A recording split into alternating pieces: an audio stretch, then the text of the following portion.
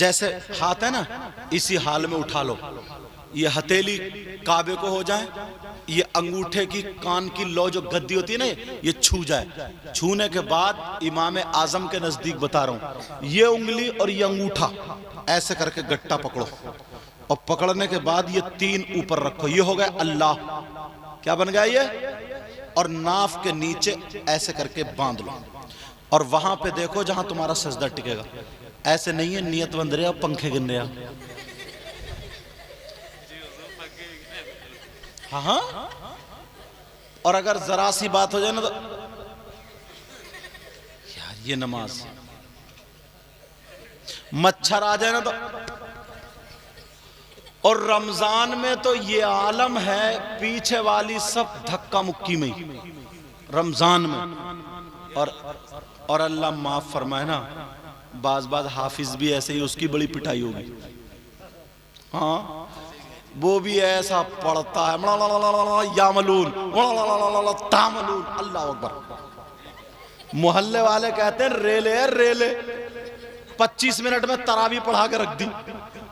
उस रेले को और साथ में तुम्हें भी तब मारा है कि ठीक हो जाओगे। ऐसा कुरान पढ़ना सुनना दोनों नाजायज और हराम। अगर हिम्मत नहीं है तो खाली सूरतों से सुनो, एक सिबारा सुनो, आधा सुनो, पाव सुनो, अच्छे से पढ़ो और अच्छे से सुनो।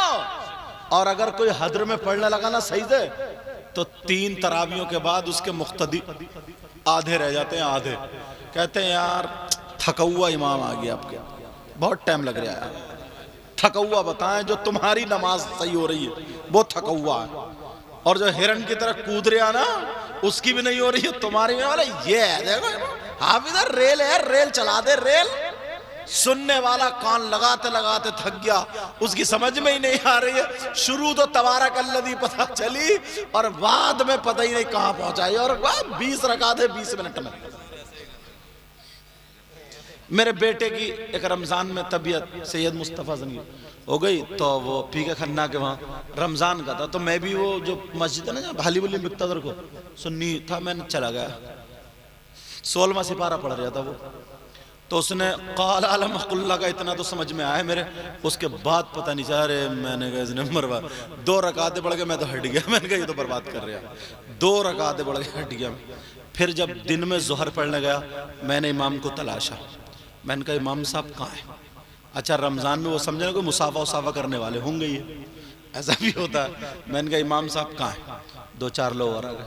मैंने कहा आप लोग जाओ, इमाम साहब से मुझे कुछ थोड़ी ज़रूरी बात करनी है। बोले ठीक है, मैं ले गया। मैंने कहा इमाम साहब कब तक धोखा दोगे? मैंने कहा रात तुमने 16वां सिपारा शुरू किया और फिर तुम वइज़ क़ाल रब्बुका लिल मलाइकति इन्नी जाइलुन फिल अर्दि खलीफा पढ़ के फिर तुम क़ाल रब्बि इश्रह ली सदरी पे पहुंचे थे। मैंने कहा पहली रकात में तुम्हारा ये हाल था। तुम यार किसको धोखा दे रहे हो? पारा याद कर लेते, याद नहीं है तो क्यों सुना रहे हो? अलम तरा कैफ से पढ़ा। बोले आपका क्या नाम है? तो कहीं कहीं नाम बताना पड़ता ना पूरा। मैंने कहा सैयद मुकीमुर रहमान का नाम। तो बोले हाँ। मैंने कहा यही गुनाहगार है। तो बोले वो हुजूर वो ऐसा था ना, पारा याद करने का मौका नहीं मिला था। तो मैंने कहा तो तू अल्लाह को धोखा दे रहा? जरा सोचने की बात। और तुम लोग खुश होते हो, तुम लोग खुश, गर्मी पड़ जाए ना तो इतने कूलर चलाएंगे, इतने पंखे चलाएंगे। वैसे कुरान सुनने जा रहे हैं मस्जिद में, एक को खांसी आ जाए फिर तो सब कोई खुर्रा हो जाए। एक बस तो 2-4 कर ये चल रही है मस्जिद में, कोई समझाने वाला नहीं। चलो अल्लाह ताला मुझे भी अमल की तौफीक अता फरमाए, आपको भी। आज से किसी की मजाक तो नहीं उड़ाओगे। हजरत अबू बकर सिद्दीक भी चले गए, शाम को उनकी बीबी भी पकाते पकाते थक गई। दोनों की बीवियों ने दूसरी सब्जी बना ली। रख दो बेटा। अब जब शाम को आए हजरत उमर हाथ धो करके बैठे, बीबी से कहा लाओ आतिका खाना लाओ, खाना लाओ। उनकी बीबी दूसरी सब्जी ला कर रख देती। अब इधर देख रहे हैं मछली नहीं आई। मछली का क्या हुआ? 18 जिल्दों में इतनी मोटी किताब है तारीख मदीना, उसको पढ़ो, उसमें ये वाकया लिखा है। और मैंने पढ़ा यार तो मेरा दिल खुश हो गया। अल्लाह तुम्हें मदीने की ज़ियारत से माला माल फरमाए। कभी जाना हो तो 10 नंबर पे लाइब्रेरी है अल्हम्दुलिल्लाह, उसमें बड़ी बड़ी कौम की किताबें। अल्लाह अल्लाह सुनो, दूसरी सब्जी ला के रख दी। हजरत उमर बोले आतिका मछली लाओ ना। अब बीवी थी ना, और फिर हजरत उमर का रोब। नबी कहते मेरा उमर ना जिस गली से निकल जाता था तो उस गली से शैतान भाग जाता था। एक मर्तबा मेरे नबी भी थे, एक जो लड़की छोटी सी बच्ची दफ बजा रही थी और कुछ नगमा गा रही थी। आका भी देखने लगे और आका के पीछे से यहां से आड़ से हजरत आयशा भी देख रही थी, समझे। और इधर बराबर में हजरत अबू बकर सिद्दीका है, तब भी वो दफ बजाती रही और नगमा पढ़ती रही। हजरत उस्मान गनी आए तब भी, और सहाबा आए तब भी। जैसे ही उमर आए ना तो फौरन एकदम अपनी दफ दबा के एक तरफ को बैठ गई, मारे डर के, और कोई इधर को कोई इधर को। तो मेरे नबी ने इस मौके पे फरमाया था उमर तुम्हें देख के तो ना शैतान भी भाग जाता है। तुम्हें देख के तो ना उमर शैतान भी रास्ता छोड़ देता है। अल्लाह अल्लाह। हजरत अबू बकर सिद्दीक उधर हाथ धोए बैठे, बीबी से कहा लाओ। उनकी बीबी कहने लगी सरताज पकाते पकाते थक गई मगर मछली नहीं बली, सरकार इसी से खा लो। हजरत अबू बकर सिद्दीक ने सब्जी से खा लिया, मगर हजरत उमर बोले ओ बीबी बताओ मछली पकी क्यों नहीं? का चूल्हे पे अब भी चढ़ी हुई है, मगर मैं आग जलाते जलाते थक गई, गरम तक नहीं हुई। हजरत उमर जलाल में उठे और खुद जा करके चूल्हा जलाने लगे। हजरत उमर कहते मैं खुद घंटों चूल्हा जलाता रहा मगर मछली गरम तक नहीं हुई। हजरत उमर ने खाना नहीं खाया और कसम खा ली का जब तक मछली का माजरा समझ में नहीं आएगा उमर खाना नहीं खाएगा। बेशक सुभान अल्लाह। नारे तकबीर, नारे रिसालत, मसलके आला हज़रत उलमा अहले सुन्नत। जब तक माजरा समझ में नहीं आएगा उमर खाना नहीं खाएगा। अब रात हो गई इसी उसमें, और काली रात हजरत उमर ने वो मछली कंडिया में रखी और बोले चलो अपने भाई अबू बकर के घर जाकर के देखना। अल्लाह बरकत फरमाए। चलो अपने भाई अबू बकर के घर। उधर हजरत अबू बकर सिद्दीक ने मछली कंडिया में रखी और वो हजरत उमर की तरफ चले। दोनों रास्ते में एक जगह मुलाकात हो गई। खूब अंधेरा था, बड़ा अंधेरा। हजरत अबू बकर सिद्दीक ने अपनी कंडिया आड़ में कर ली।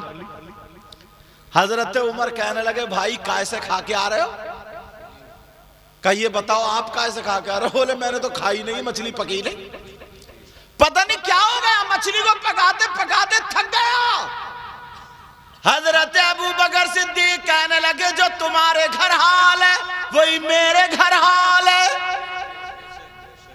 कहा मेरे घर भी वही बात है। अल्लाह, पकाते पकाते थक गए। आ जाइए। पकाते पकाते थक गए। कहने लगे भाई मैं तो दिन भर का भूखा हूं हजरत उमर, और मैंने तो ऐसे से अहद कर लिया, मछली का माजरा जरूर बताओ क्या है या पता करो। अब देखो किससे करना। इनकी जब अटकती थी तो कहां जाते थे? नबी की बारगाह में। इन्हें मालूम था कि जो कुछ भी हल होता है, जो कुछ भी मिलता है वो नबी की चौखट से मिलता है। कहां से मिलता है बोलो? कौन देता है बोलो? आला हजरत तभी तो कहते हैं मेरे करीम से कर कतरा किसी ने मांगा, मेरे करीम से कर कतरा किसी ने मांगा और दरिया बहा दिए हैं, दुर्बे बहा दिए हैं। हजरत उमर कहने लगे भाई ऐसा करो, चलो नबी की बारगाह में मछली लेकर के चलते हैं और नबी से पूछते हैं मामला क्या है, चलो चल करके देखते हैं। हजरत अबू बकर सिद्दीक कहने लगे भाई उमर इतनी रात हो रही है, नबी आराम में होंगे, नबी की नींद में खलल नहीं डाल सकते, नबी आराम कर रहे होंगे। हजरत उमर कहने लगे भाई सुनो चल के देखते हैं, अगर नबी बेदार होंगे जागते होंगे तो मसला हल कर लेंगे, वरना रात भर नबी की चौखट पे पड़े रहेंगे। दोनों भाई चले, दोनों दोस्त चले, दोनों सहाबी चले। कहां? नबी की बारगाह में। उधर अल्लाह ने हजरत जिब्रील को भेज दिया। अल्लाह ने कहा भेजा? बोला हजरत जिब्रील को नबी की बारगाह में। कहा जाओ मेरे नबी को बताओ आपके जो पसंदीदा महबूब सहाबा आ रहे हैं।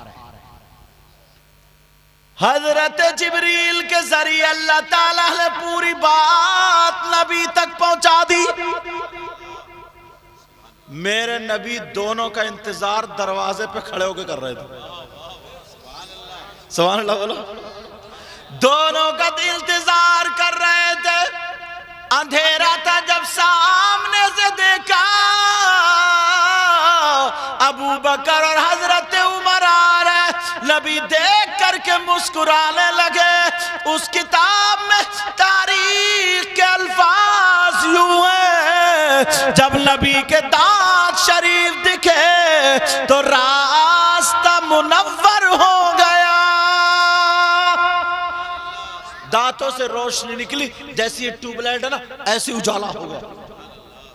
दोनों सहाबी आए, आकर के आका की बारगाह में। अब मेरे नबी को पता था और उमर के पेट में भूख, वो लोग ताकतवर होते थे तो अल्हम्दुलिल्लाह वैसे खाते भी थे, और फिर काम करने वाला आदमी कुछ ज्यादा खाता नहीं खाता। बोलो तुम लोग जो फावड़ा चलाते हो या जो काश्तकारी करते हो, जो काम करते हो, तो 4-5 रोटी आराम से खा लोगे, समझे, और खूब आधे घंटे में फावड़ा वड़ा चला के ठीक। लेकिन हमारा क्या हाल होगा, हमसे कहां खाई जाएंगे। मगर तुम वैसी ताकत होती है फावड़ा, हमसे अगर आधा घंटा फावड़ा चलवाया जाए तो चला लेंगे क्या? पीछे को गिर जाएंगे। और अगर आपसे तकरीर कराई जाए तो फिर आपको बुखार आ जाएगा। बात बराबर है भाई, तो फिर आपको बुखार आ जाएगा, समझे। जो जो काम कर रहा है वो उसी में माहिर होता है। मगर बाज इंसान बहुत बड़ा खद्दू भी है।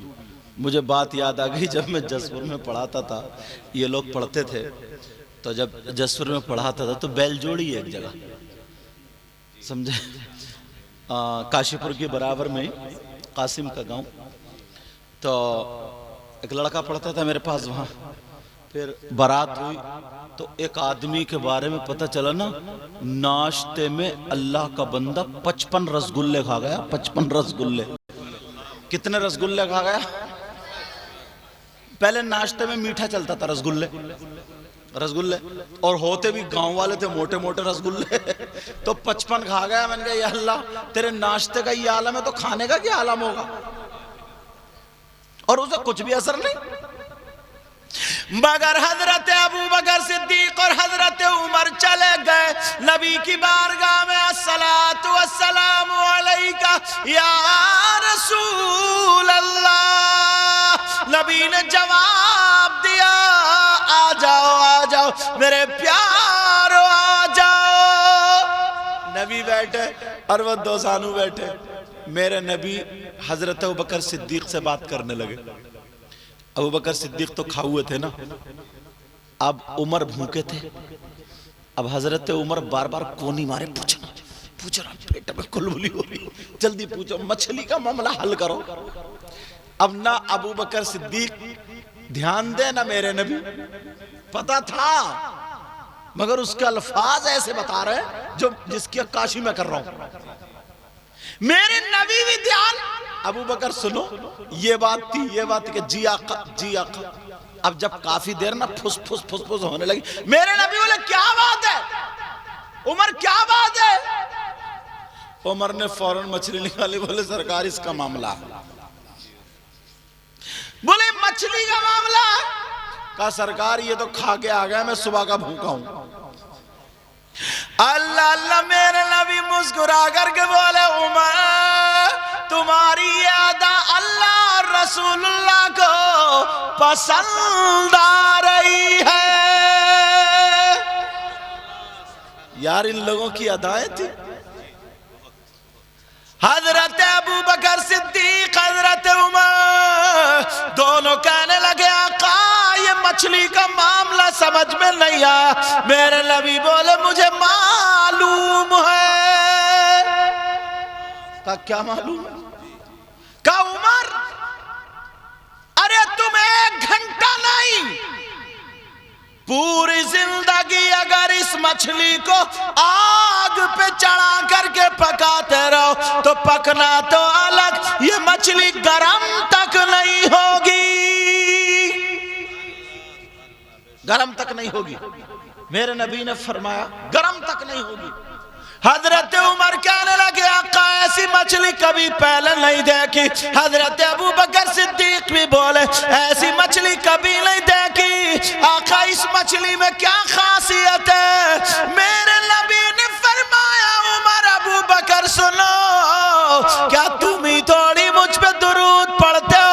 अरे ये मछली वो है जब पानी में तैरती थी, जब गोता मारती थी तो दुरूद पढ़ती हुई गोता मारती थी, ऊपर को उछलती थी, दुरूद पढ़ती हुई उछलती थी।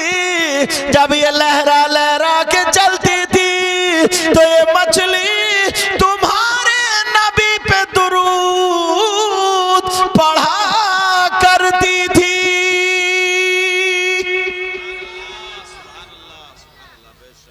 वो मछली का आलम था।